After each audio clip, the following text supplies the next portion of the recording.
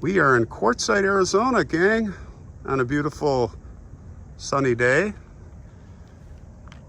And I thought I would just pull off Highway 10. I'm on my way to LA to film some stories.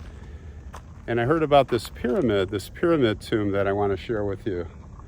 It's right over here, so let's check it out. So, hey, I just want to show you the entry to the cemetery and say the official we're in.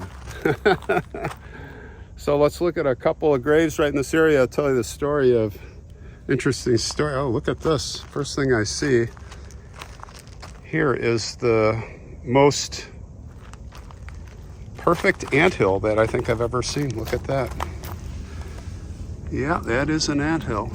Look at those busy little guys work. It's a good size one. And they are working the grave of George W. Connor II. Right on. So yeah, what are we doing here? Well, we want to see this grave that's like right up here. The pyramid. Interesting story. See the camel on top? Yeah. There's a big story behind that. So I'm looking around here, and it's just interesting. It's pretty much surrounded by trailers on all sides. So I'm looking there to the south. Looks to be another trailer park over there.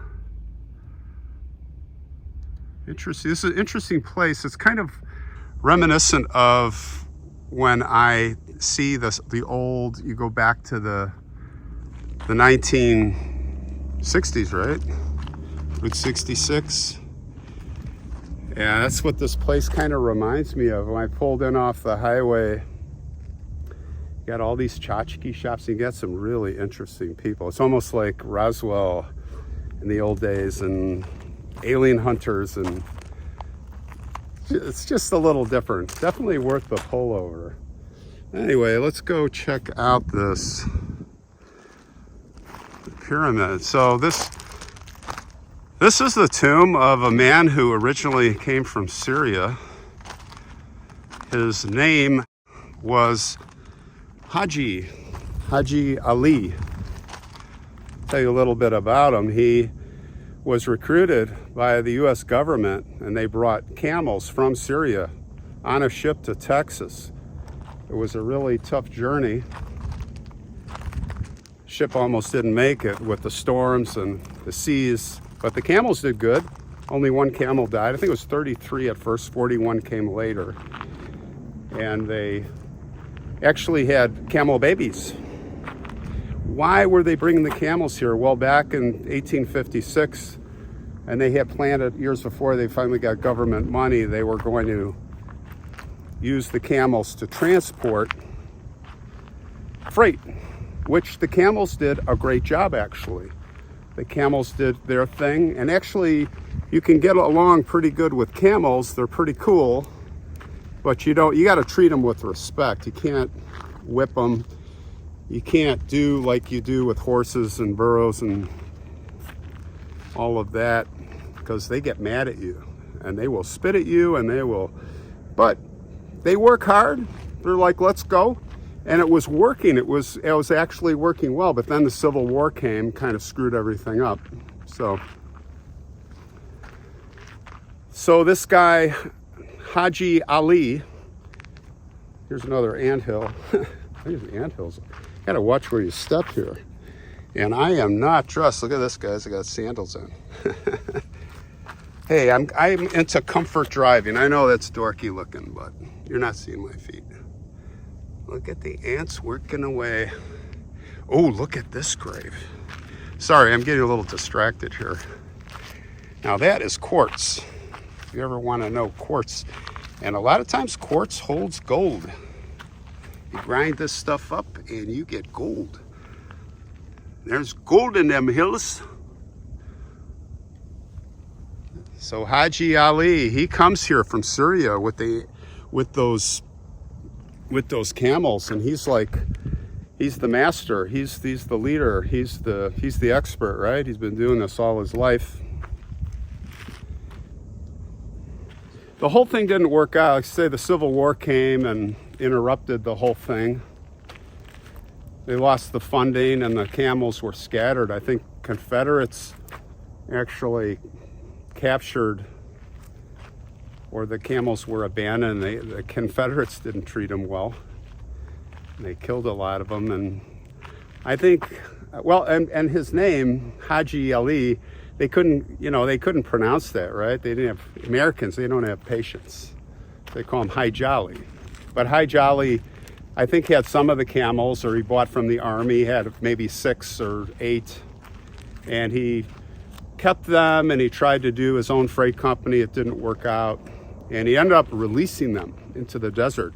So maybe we'll see them. All I've seen so far is, this town is about camels. You talk about camel signs, camel merchandise, camel branding, camel, everything's camel here because of this man who ended up here and is entombed here. So let's take a look at this pyramid.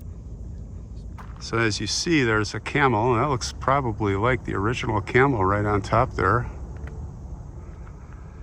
The last camp of Hijali, it says born somewhere in Syria about 1828, died here at Quartzsite, December 16th, 1902.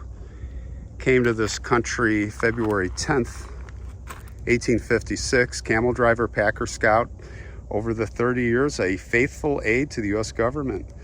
And it looks like they put this here in 1935. Now, what is that? Isn't that interesting? It looks like some type of pipe that, oh, it is a pipe that goes in there with a cap, and it is locked. It's got a big old padlock on it. Does that go to his, is there a hollow tomb in there, in his body?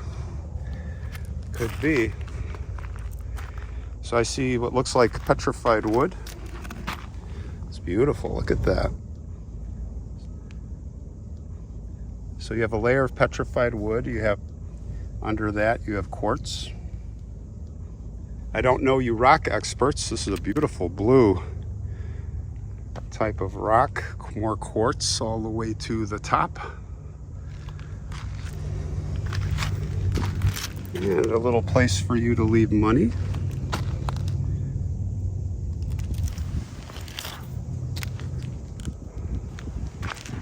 Interesting, looks like a hieroglyph or something. Indian. And of course, knuckleheads have to leave their mark.